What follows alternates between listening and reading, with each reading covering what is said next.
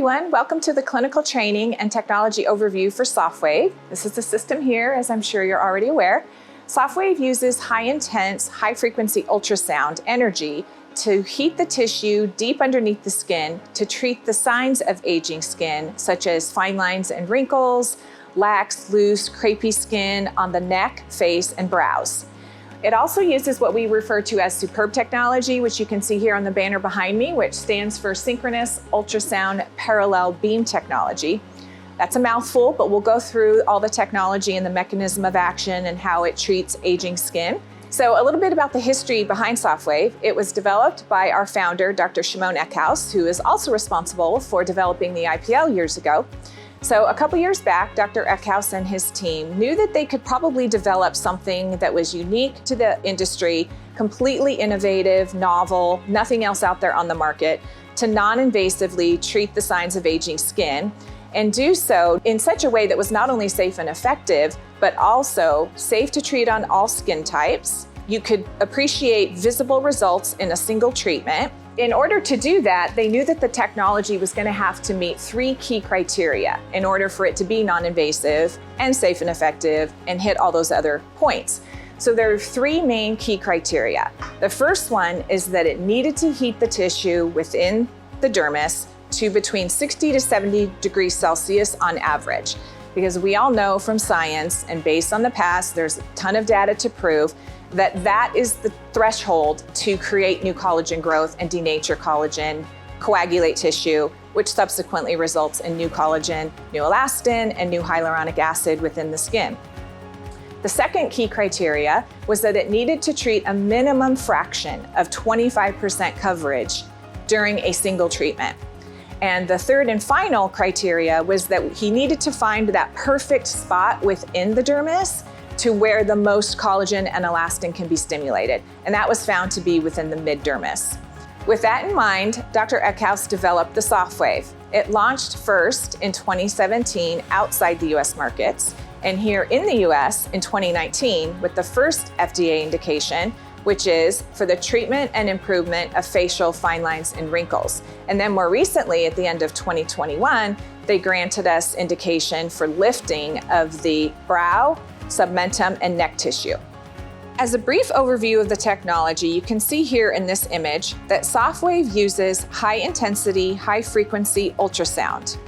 The frequency that Sofwave operates at is 10 to 12 megahertz compared to 4 to 10 megahertz with other ultrasound technologies that are currently on the market.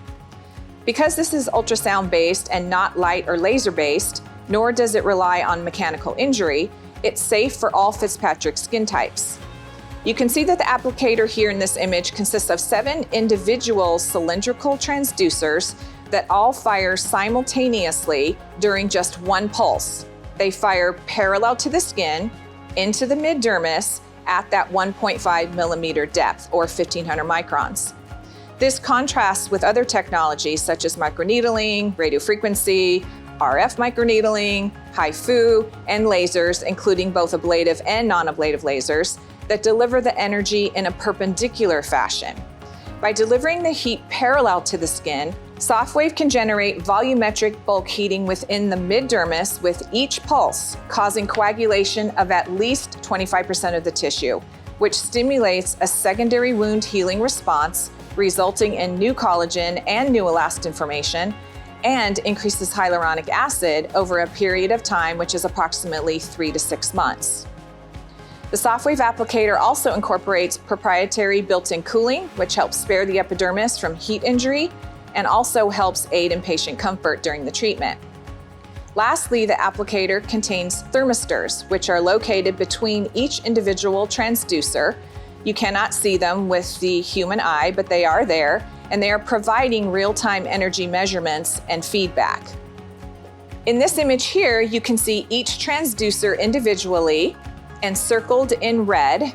It has a cylindrical shape, almost like the shape of a small grain of rice, which measures approximately 1.5 millimeters by 4 millimeters in length, which is equivalent to approximately 6 millimeters squared.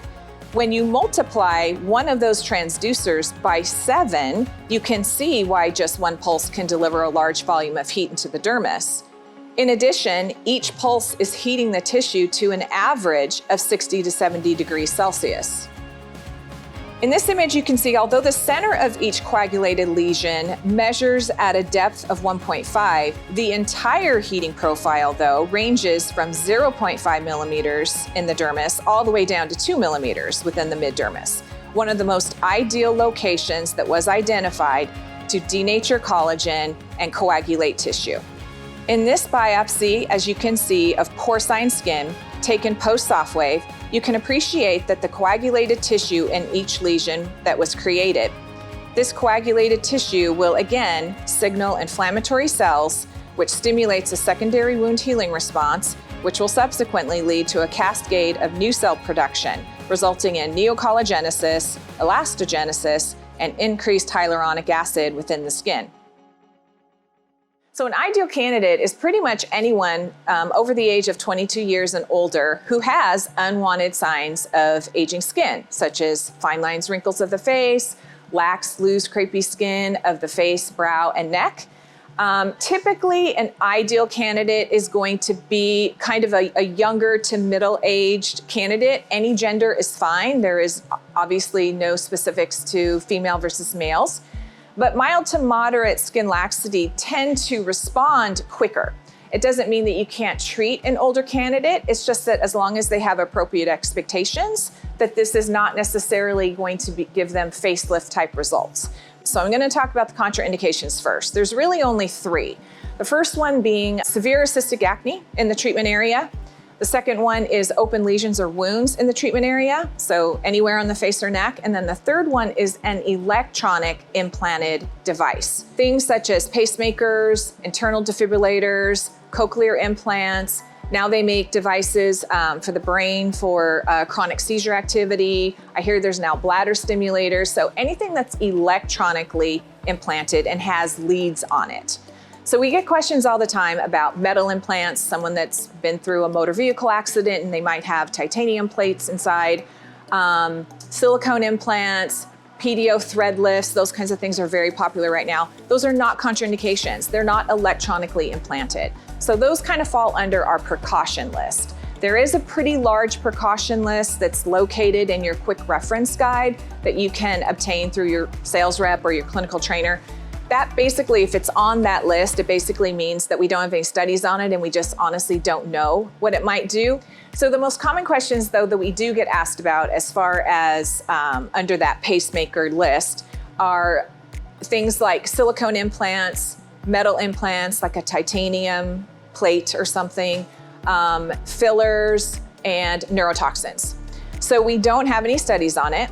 So we do recommend that you use your medical judgment. I will tell you that most of the feedback that we get, most of our physicians do feel comfortable doing filler. It varies as far as the time span between Sofwave and their dermal filler though. Some of them prefer to do it a week or 2 before, some of them prefer to do it a week or 2 afterwards. Some of them feel that there's no way that this heat is gonna go deep enough to affect it at all, so some of them do it same day. But as a company, we do not recommend any specifics, we just leave it up to your medical judgment. Okay, so now we're gonna show you guys how to put the system together in case you ever wanna transport it. Maybe you have multiple sites and you need to lay it down in a car. If you're not gonna do that, then it's not necessary to drain the water, but we are gonna show you how to do that at the end, just so that you know how. But if you, for some reason, got sent a loaner device and for some reason they expect you to put it together, we're just gonna show you how to do everything. So in the back here is the serial number. They always need to know the serial number in order to provide extra pulses to you. So you're always gonna need that. And so the first thing we're gonna do is just basically plug in the power cord. It's a standard universal power cord and the connector is down here. So I'm gonna connect that. Also down here is the one of the universal power units. So I'm gonna go ahead and flip that switch on. These 2 here are water ports, and I'm gonna show you in a minute what those are for. Next, I'm gonna connect the foot pedal, which is right here. Here's the foot pedal. Notice the foot pedal has these gold pins on the inside. There's 2 that are narrow and 2 that are wide. They have to match up with this, which is the 2 narrow ones on top, and then it's just a screw type. So right here, I'm gonna connect to there. and you'll feel it kind of connect. Okay, and then I'm just gonna tighten it at the neck there. Okay, so that's the foot pedal. Then I'm gonna turn it around and turn it on because I want you guys to see the error code or the message on the front screen that you'll get when water is low. Right now, the water isn't low because we loaded it, but I'm gonna show you guys anyways how to add it if and when you do get that error. Okay, so the back is all set up. We're gonna turn this on. First thing it's probably gonna tell us is that we don't have an applicator or handpiece attached. So I'm gonna show you guys how to do that. While that's booting up, I'm gonna grab it. I always take the handpiece and put it in its holder because I don't wanna take a chance of breaking this. This is what's really fragile and what you always wanna be protecting. I always do it until I hear the snap. Okay. While that's booting up, I do wanna show you guys this little handle here. It has to be up when you're inserting it and connecting it and lining it up with the computer chip in there. And you can kind of see there's a little lock mechanism in there. So when we get it in place, then we're gonna pull down and you're gonna see it lock in place, okay? Before I do that, I usually lock all the locks of the wheel locks because you do have to press pretty hard. There's gonna be a lot of pressure. Okay, so it's notifying us that the applicator's disconnected, and we kind of see up here in this upper screen, this big red X. It means it's not connected. So I'm gonna go ahead and do that now. Remember, lever up. Gonna line it up to the computer chip, and you kind of have to push hard and hold it with one hand while there you go. Applicator's connected. Now it tells you restart the system, which is fine. We're gonna follow those directions. We'll restart. And then I'm gonna show you guys how to add water. Now, one other feature on here, this is the emergency stop button. It's just mandatory for most Class 2 medical devices. These two little attachments, they come off and on with just this release clip on the bottom. So if you ever have to replace those, you just release this little clip here, line it up, and it snaps in place. Same with the ultrasound holder. I'm gonna grab the funnel and turn this around while that's booting up. Okay, so now we have the error that the pulse count is low, which is fine. We have 487 right now. We're gonna show you guys what everything on the screen means. But to add water, this is your funnel. It's got a special little connector, and there's two ports back here. So the easy way to remember it is, for gravity reasons, when you need to add water, you're gonna use the top port. When you're gonna drain it, of course, you're just gonna pop that in and have a bowl or something that's more shallower than the height of the device, and it just pours right out. So for right now, we're gonna add a little bit of water. So it just pops right in. You hear it snap. And then an easy way to do this, so that you can see the screen, because remember, it has enough water right now, but I wanna show you guys anyways, because you all are eventually going to use up all the water, and it's gonna give you an error code that you're running low. You don't wanna get to the point where it says it's critically low. So it'll give you a couple different messages. So I want you guys to be able to see the screen when you're adding. So you can this actually can just sit right there while you add water. It must be distilled water only. So always make sure it's distilled water. And we're just gonna add a couple of pours. Again, if this was a situation where we had an error that said critically low water, at some point it would stop and the new error would say that the water was running low, and then eventually even that one would go away and say that the water is full now. That's when you can stop. Okay, so pretty easy. Then just to disconnect it, there is a release clamp back here. Just this little silver tab right here. I'm just gonna push it in and it releases.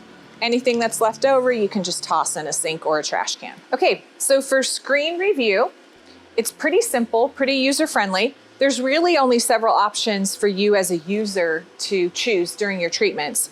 The first one is your pulse duration. And honestly, it's fixed. You can't change it anyway. So that's taken out of the equation for you.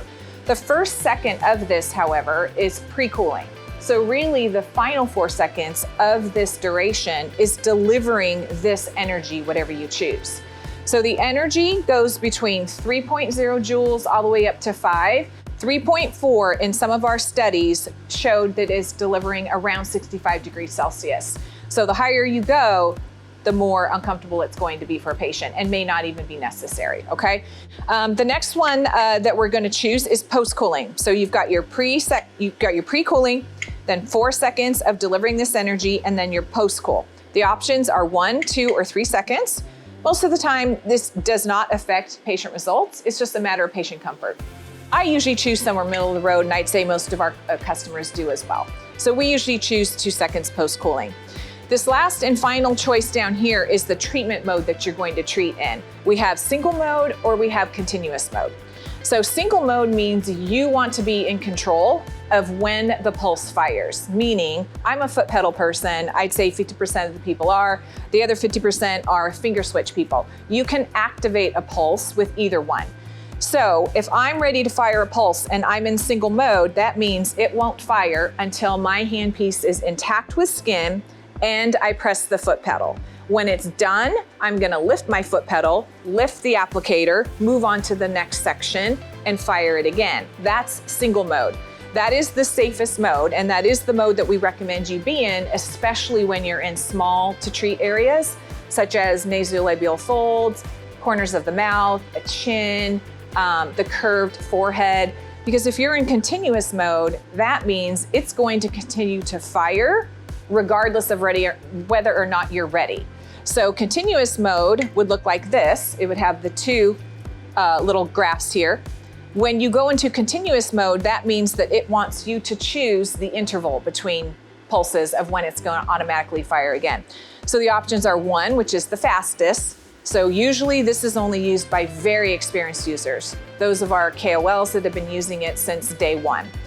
2 and 3 are for if you're a new user, we don't even recommend using this mode. We recommend single mode only. As you advance and get more experience and you want to try continuous mode, then you can try it, but again, we recommend starting at the longer intervals. Up here is your handpiece. Remember when we first showed you when it wasn't intact, there was a big red X. Right here, we know that it's intact because there's the green mark. During a pulse, there is a pulse flow, meaning that on the handpiece, obviously it's not on the foot pedal. Right now you can see we're not even in ready mode, so the light is blue.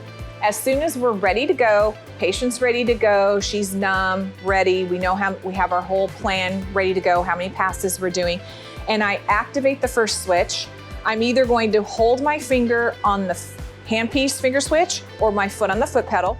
So anytime it's in ready mode, it's a solid green. When it's pulsing, it's flashing green, and then solid green again means the pulse is complete. Whenever it's in standby, it's gonna be in blue. Now these numbers down here we do recommend are part of what you are going to be documenting after your treatment is completed. So you're gonna document all these settings, of course, but you're also gonna document in certain areas that you're treating. So we have 8 different areas. So for example, say I start on our patient today, I'm gonna treat her right cheek. This is gonna be area 1. It's going to keep track of how many total pulses I delivered, the total energy that was delivered, and the average energy that was delivered. When I'm ready to move to her left cheek, or when I come back to her left cheek, I can hit reset to go on to the new cosmetic zone, and it's going to calculate the same numbers for that zone. Because you do want to know how many pulses and how much energy was on each side.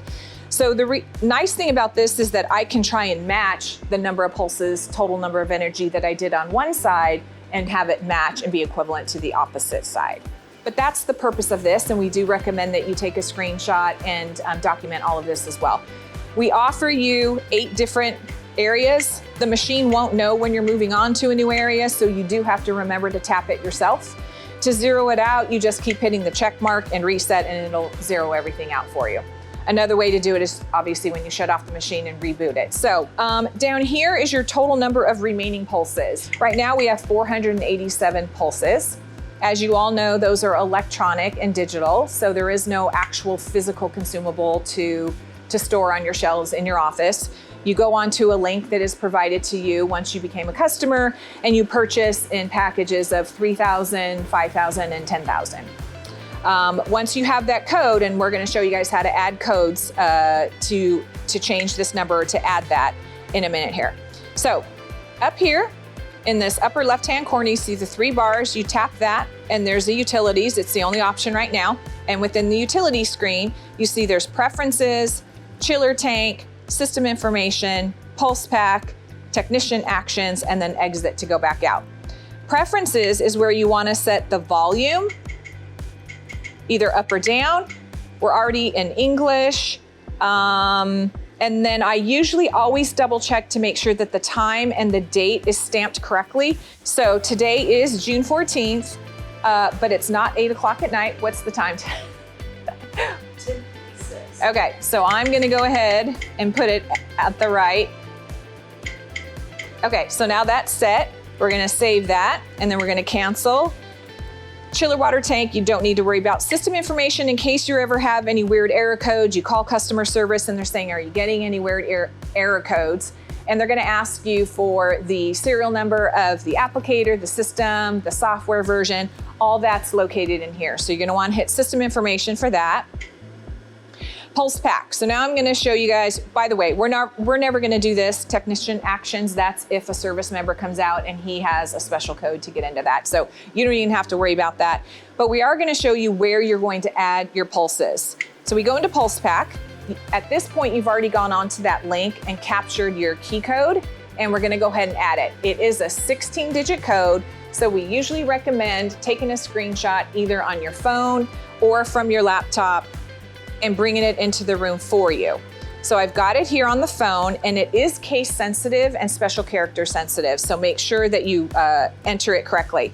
So there's 4 boxes, 4 characters go in each box. So I'm just gonna start. So it's 7Q uppercase, IV, okay? As soon as I hit okay, those pulses should be added to that total on the front screen. So automatically we got a message, pulses have been added successfully.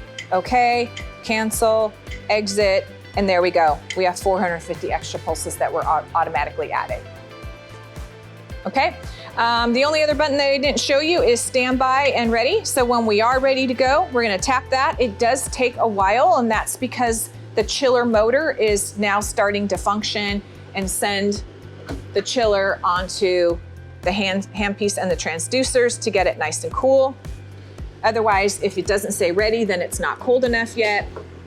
By the way, if you have it in ready mode and you're treating and you're stopping to chat or to grab more supplies, or maybe the patient needs to take a break, this will automatically go back into standby mode. And that is done on purpose to prevent chilling or crystallization of that transducer head. So after a certain period of time, it automatically goes back into standby mode. Okay, setting up for your patient, getting your patient prepped and your room prepped. We're gonna go through some extra supplies that you'll require. As far as Sofwave and the transducer being very sensitive, we recommend only clear ultrasound gel. So no dyed ultrasound gels. I know they do sell them in a light tinged blue or green. Clear only. So lots of ultrasound gel. Disposable gloves. It's not a sterile procedure, doesn't need to be sterile. Lots of gauze. We do have our topical numbing ointment for our patient. Tongue depressors. I usually use a red disposable dry erase marker to mark my no-fly zones, and I'll show you guys where we mark that on our patient today.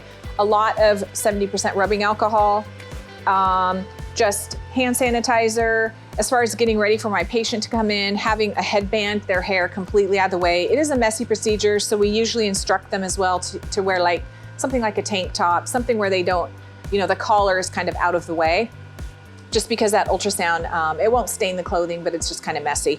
And then just getting your bed linens ready. So a lot of towels, I usually layer them because as they get wet, I can just pull them away. A pillow, and of course your normal linens. Okay, so we've already numbed our patient here, beautiful Fabi. She agreed to be our patient today. She actually is a really good candidate. Remember we talked about people with mild to moderate skin laxity. She hardly has any sun damage at all. Very, very early signs of mild laxity, I would say. So in her case, she's doing it more probably as a maintenance, which we do recommend for someone that doesn't really have the signs of aging yet. Because if she continues to stimulate her collagen over time every year, she's going to continue to fight against the signs of aging. So I already wiped off her numbing cream. We used a 23% lidocaine plus 7% 7% tetracaine topical solution. We left it on for an hour. She's ready to go. We have her consents and photos. When I wiped her down, you want to wipe her down, get the bulk of the numbing cream off with some type of dry gauze or something like that, but then go over it again with 70% rubbing alcohol. And again, remember we talked about how sensitive this transducer is. We don't want any other chemicals besides 70% rubbing alcohol to clean that or their skin. So now she's ready to go, and now I'm gonna do an assessment of how I'm gonna plan to spend my pulses. I'm gonna use my own judgment, and then of course we're gonna ask her what areas of concern she has. So just looking at her, she, you know, like I mentioned earlier, she has just very, very early signs of mild to moderate laxity, no sun damage. So personally, I would probably only do 2 passes on her, which is our standard protocol. But my opinion is not the only one that matters. So Fabi, are there any areas that really, really bother you? I'm gonna treat all of it, but what bothers you the most? My neck area. Okay. My brows, my jawline. Okay, so maybe in those areas, I might do a little third pass, maybe from here to here, because then I'm getting that upper neck and that jawline, hopefully giving her more a defined jawline and contouring. And then maybe I'll do a third pass on the brows anyway, because I was gonna do 2, that's the standard protocol, but I might go back and do a third since she's looking for like a lift of her brow. The next step for prepping your patient, once we've removed all the numbing cream, is to mark all the no-fly zones. And you saw this in this image right here projected on your screen. So there's basically 4 essential areas that are considered non-treatment areas. Those consist of the lateral orbit, which is the corner of the eye and up towards the hairline, the orbit itself, the mid-forehead, the marginal mandibular nerve, and the thyroid. Okay, and now you can see we've already prepped and marked her with all the no-fly zones. So anything that's not in the red areas, we're going to be treating. So remember we talked about making sure that all 7 of these transducers are fully intact with skin. So of course you can see them here on the applicator. It is a large applicator. So if you're ever in an area where you don't think you can get full contact of all 7 of those applicators, we're just not going to fire the pulse then. We'll just reposition, try a different position. If still not, skip it. I also want to point out right here, most people don't even realize this is actually telling you when you can't see the transducer because it's intact with the skin, where the actual transducers are. So it lines up with the transducer. So I'm gonna take the handpiece and I'm gonna apply my first row. I'm just gonna demonstrate for now. So my first row, I'm using pretty moderate pressure. All 7 transducers are intact. I'm gonna fire that pulse. I'm gonna pick up, move over. I'm not overlapping that pulse yet. I'm gonna apply that pulse, make my way all the way up a row. Okay, that's 1 row. Now I'm coming back down, starting inferior to superior. So from the jawline towards the hairline or towards the temple. Now I've already applied that row. Now I'm gonna overlap that row by 50%. So this is where the overlap comes in. I'm not overlapping the pulses, I'm overlapping the rows, and continue that pattern all the way across a cosmetic zone. That will count as 1 pass. So I just demonstrated without firing actual pulses on our live patient model. In this animation, it's a little bit more visual where you can see what we're referring to. We recommend treating at the head of the bed, starting with your first pulse at the jawline and going from inferior to superior up to the end of the cheek. You'll start with 1 row of pulses, as you can see here, without overlapping the pulses themselves. Then you'll come back down and start and move over by 50%, overlapping that initial row that you just laid down. Continue repeating that pattern until you've treated across an entire cosmetic treatment zone. When this animation is complete, that counts as 1 full pass. You're never gonna overlap a pulse right away. You're never gonna double stack or double pulse an area. You always, as a general rule, want to allow for the equivalent time of approximately 5 to 7 pulse rest in between before starting or overlapping a new row. Deliver 1 full pass horizontally, followed by 1 full pass vertically. Then that would count as your second pass. Here you see an illustration of the vertical pass being completed. When you've completed this, you've already completed the horizontal row. Now this counts as your second standard pass in this cosmetic zone. In this image, we see the average number of pulses on an average sized face. So keep in mind, some patients are going to have more petite face, so you might not get to the average 30 to 40 pulses on a forehead. And by the way, this image is based on 2-pass technique and on an average sized face and bilaterally. So in other words, when you see the forehead and temples, the number of average pulses is 30 to 40. That's 30 to 40 total for the right and the left side. Same for the cheeks. The average is 78 to 106 pulses bilaterally for both left and right. Same for the neck and submentum. Average pulses is 60 to 84, both sides, right and left. Again, keep in mind, a larger man, a larger woman with larger surface area, you might go a little bit beyond those, but these are just good starting points for average number of pulses on a 2-pass technique.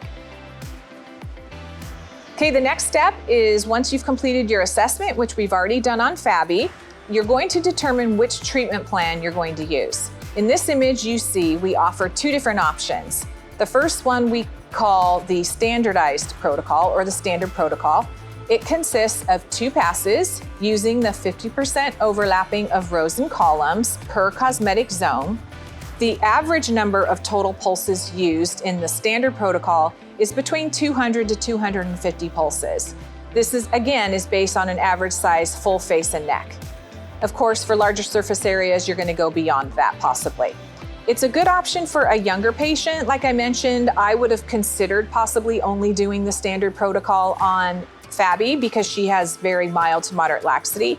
However, she did say that she has some other areas of concern. So adding that 3rd pass to those concerned areas, I doubt is gonna make much of a difference. I still don't think we're gonna go beyond 250 pulses on her. But it gives you an idea so that you have options in order to customize each individual patient because each individual patient is different and has different needs. So the next option, as you see here, is the enhanced protocol, which consists of 3 to 4 passes or 2 initial standard passes with a 3rd or 4th pass to problem areas only, again, using that same 50% overlap of rows and columns. The average total number of pulses in the enhanced protocol is a little bit higher, 250 to 300 pulses on an average size face or neck.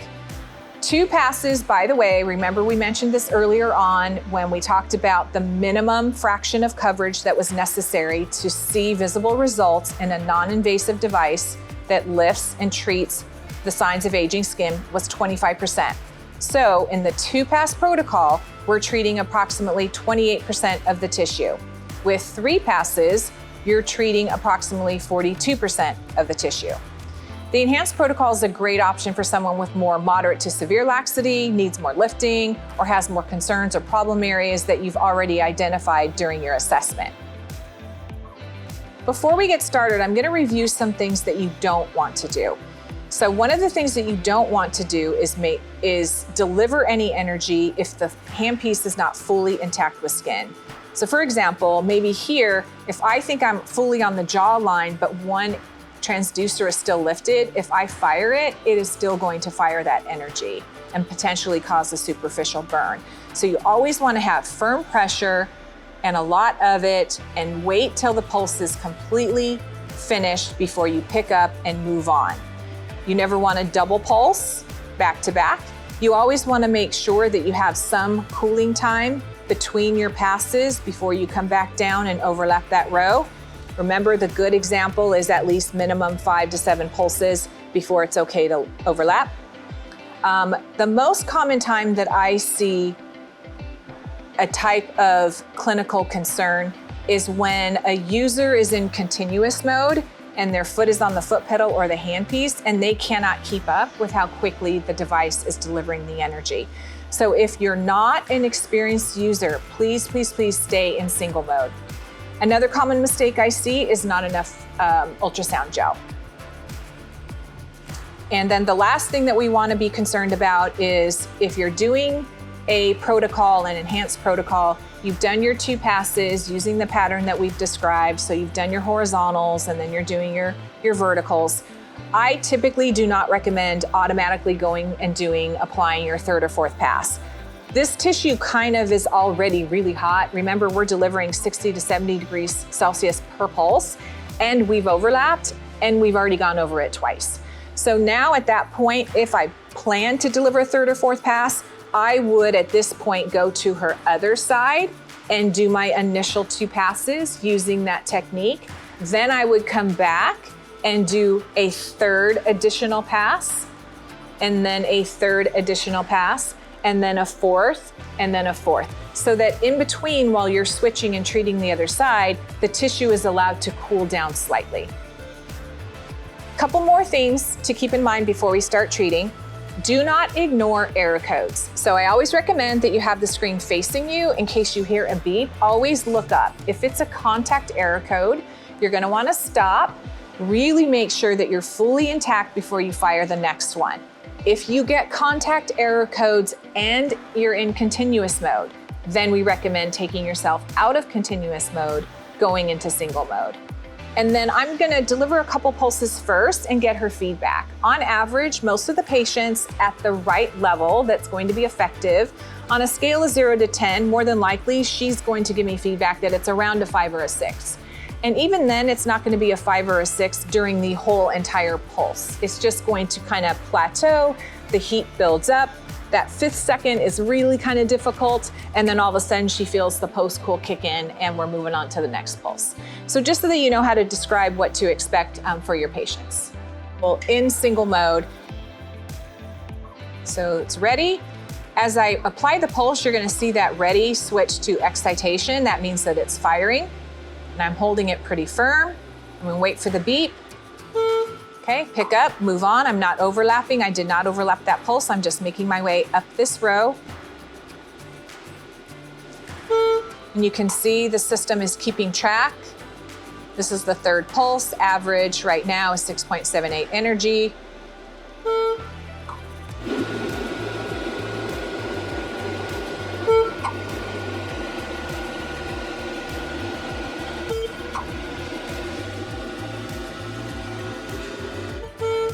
So Fabi, based on an average, I know some of them are probably a little bit spicier, especially where you have a bone, the cheekbone, or a major nerve. On average, 0 to 10, what were those? I would say maybe 4 or 5. Okay, perfect. All right, so she said 4 or 5. So I'm gonna continue on now. I'm not gonna overlap that row again, 100%, but I'm gonna overlap it by 50%. Okay. So I'm gonna put this in here so that it's upside down and primed for the next time. Okay? All right, so we're still moving on. That's where my first row was, so I'm moving over by 50%, going from inferior to superior.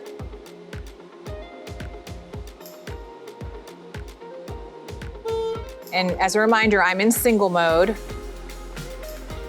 I just think it's safer, honestly, and I think it goes just as fast as continuous mode with a 1% interval. So,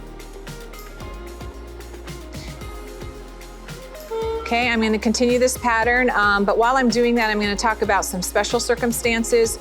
If you have a patient with a history of melasma, you know that melasma is a very complicated disease. It's a chronic disease. It can be triggered just by heating of the skin. I mean, it can be triggered by just getting into a hot car. So this is heat, and we are delivering it into the dermis, so it could potentially flare. It's not a contraindication, but if you are going to treat a patient with melasma, we do recommend that you use the lower settings, so maybe even lower than 3.4, and use the longest post-cooling. So I would probably use a post-cool of 3 seconds.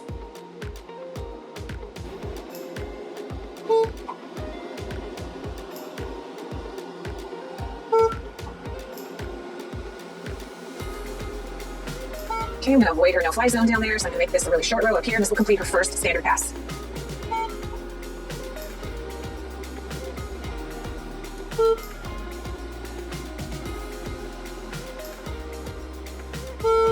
Okay, now I'm gonna come back and start my vertical passes.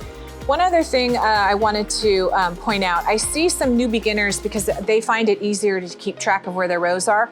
They'll make their first pass up this row, and then they'll just stay up here and move over by 50% and almost do like a snake or serpentine pattern. We don't recommend that because remember, we want some cooling time between pulses. So if I pulse this and then I serpentine and overlap this row by 50% and come down, now you're double passing, you're double hitting those. So don't do serpentine, stay inferior to superior for every row. Okay, now we're starting our second pass.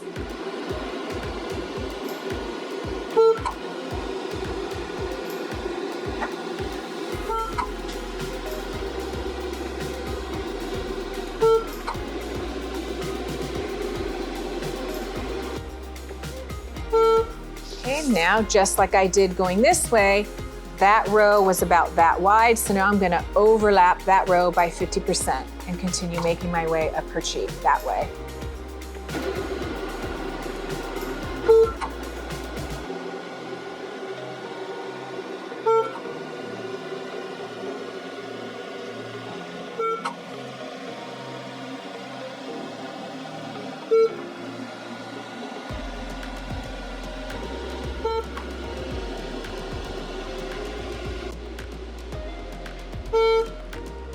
This will probably be the last row for her.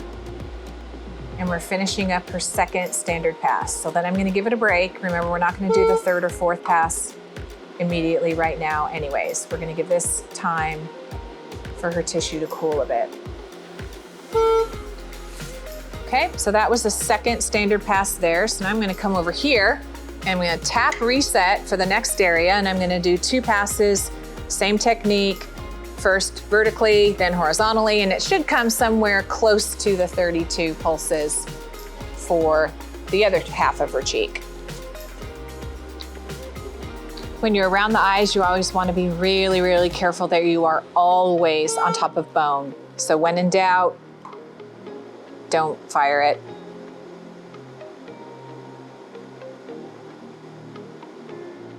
And when you're close to the eye, I always kind of take the skin and pull it and point the handpiece away. Even though I'm still on bone, I'm also pointing the handpiece away from her eye. Okay, that was her second pass. We came pretty close to being even on both sides. So for now, I'm going to give both of these areas a rest. I'm gonna come down to her neck, do this 2 standard passes, then we'll come back up and do that third pass here, which will include upper neck and that jowl and jawline. Okay, so I usually leave it at 3.4. Sometimes the neck can be a little bit more sensitive and they might need you to decrease it by half a step just to by 0.2. But most of the time lately, patients have been tolerating 3.4. So I'm gonna see, but you let me know, Fabi, if it's too much, okay? Try and turn your head a little bit more to flatten your neck for me. There, here we go.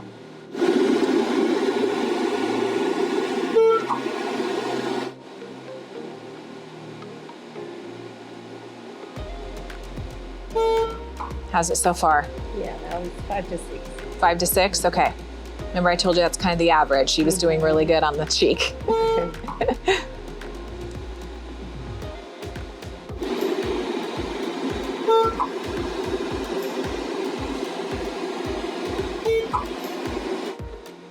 So using the same pattern again, inferior to superior. So I'm starting from where her collarbone is and moving my way up to her jawline.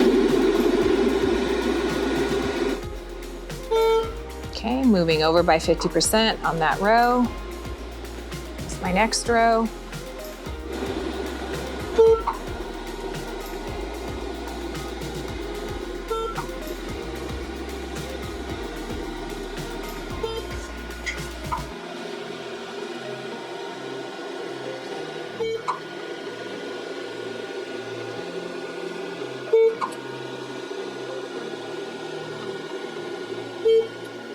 It's probably the last row I get here.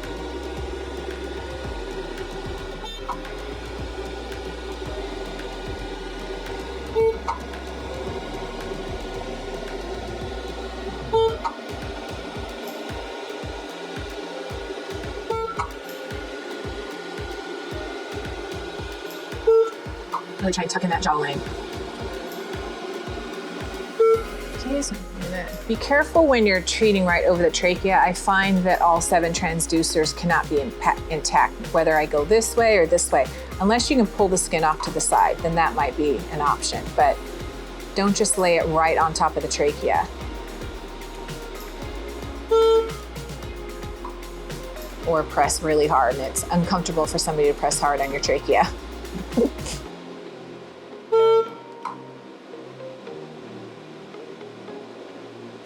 A lot of providers like to slide the handpiece when it's done with a pulse, and that's fine. The only reason I don't like it is that I find it snowplows all my gel out of the way, so I'm constantly having to reapply. If you're someone that likes to slide so that you know where you've treated, use it almost like as a guide of where you've treated, that's fine. Just make sure that you apply more fresh gel before you treat over that area again. I prefer to just pick up and always have enough gel in my treatment area. Okay, now we're done with 2 standard passes on both of these. I'm gonna do a 3rd pass on her upper chin and upper neck, kind of lower jaw area. So kind of pretty much like from here to here, maybe 2 rows. That's gonna count as a 3rd pass because both of these sides have already had some cooling time. I'm gonna repeat the same thing over here, and then we're gonna go to the brows and she's done. So I'm gonna go ahead and start a new area just as the additional pass. So we're done with her cheeks, neck, and the additional pulses back there. We're gonna do probably 3 passes up here, but again, I'm gonna do 2 initial passes. I'm not sure on her that I'm gonna be able to get full contact doing them this way, so I'm probably going to do all of them this way. 2 passes, 2 passes, I'll go back after this area's had some rest, do a 3rd and a 3rd, and then she's done. So remember, the forehead is where it's curvy, is one of those areas where it's difficult to get full contact. So even if you're a continuous mode user, we recommend you take it out of continuous mode in those smaller areas so that you're not pulsing when you don't have full contact. Okay, here's pass number 1. This area, I always warn the patient, tends to be very spicy because there is a huge nerve that comes right out of your brow, right there and right there. And you can sometimes take some dry gauze and kind of lift the tissue as you lay down the heat in the direction that you want the tissue to contract.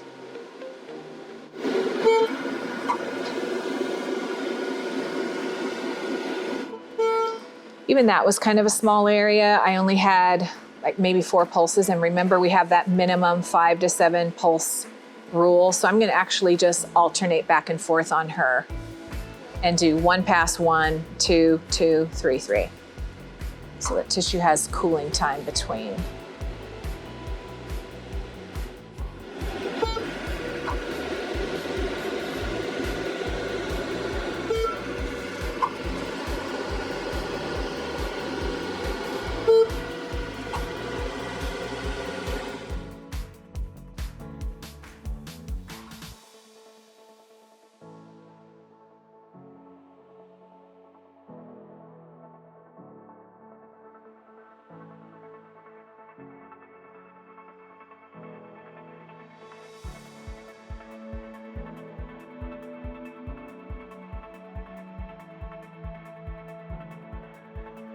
Okay, so we're done with the treatment. That took us about 45 minutes or so. And what we did, just in a nutshell, as a review, we did 2 standard passes here, 2 here, 2 here, 2 here, and then we went back and did a 3rd extra one here because this area bothers her. Same here. Then we went up to the forehead and did 1 pass, 1 pass, 2, 2, 3, 3. So we still did a total number of 3, but because this is a smaller area, she has a very petite face, I didn't want to do 2 passes back to back like that. Remember, we want to allow some cooling time in between. So how do you feel? What do you think? I feel good. It wasn't as bad as I expected. Okay. So on a scale of 0 to 10, being at 3.4, which is topical, the average number, what would you say would be the heat level? 4. 4-ish? Yes. Okay. Yes, 4-ish. Sometimes a 5, sometimes a 6, Sometimes but average. Yeah, the neck area felt a little bit Okay. more, but it wasn't that bad. Good, good. Not at all.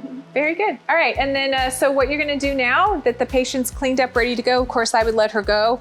Make sure that she has an appointment to come back. Usually you wanna follow up with photos around the 3-month mark and the 6-month mark because that's when we know the collagen and elastin's gonna start kicking in. And then you would come back and document and chart everything that you did. And this is basically everything that we did. So total, I just added it up before, it came to 187 total pulses.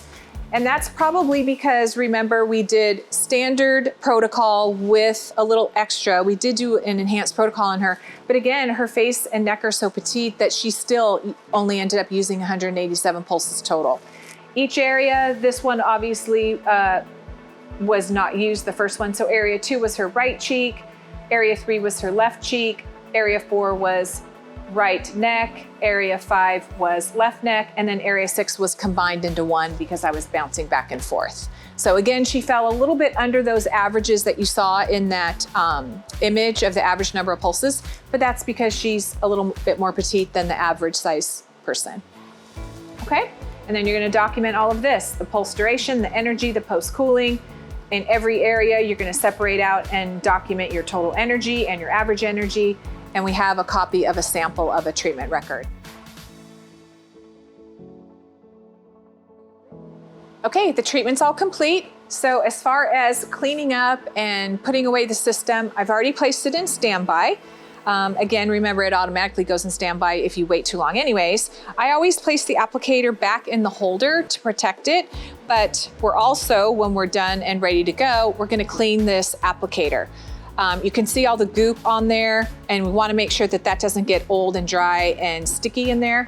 So first, what we're gonna do is wipe it off with a dry gauze as much as possible, just like so. And then to clean any residual, again, we're gonna use 70% rubbing alcohol only, no Cavicide, no other harsh chemicals. I've seen some people whip out a Lysol wipe and they're cleaning their screen and everything. That will eventually kind of dull the plastic and kind of make it a yellowish color, but you would never, ever, ever want to do that on the transducer itself though. 70% rubbing alcohol only. If for some reason you do get gel that's dried up and caked on in there, the only other way you can get it out is to soak this in rubbing alcohol, but you're not going to soak more than about to there. So you're gonna have a really shallow pan, just kind of hold it in rubbing alcohol, and eventually it will loosen up and come off. And we have an image to show you next of the area that you can soak on the handpiece or applicator. Turning it off, you can turn off the power system here, but we also recommend turning off the power button in the back. And some of our accounts prefer to not only do that, but they also unplug it if they're going away on a weekend in case of a power surge.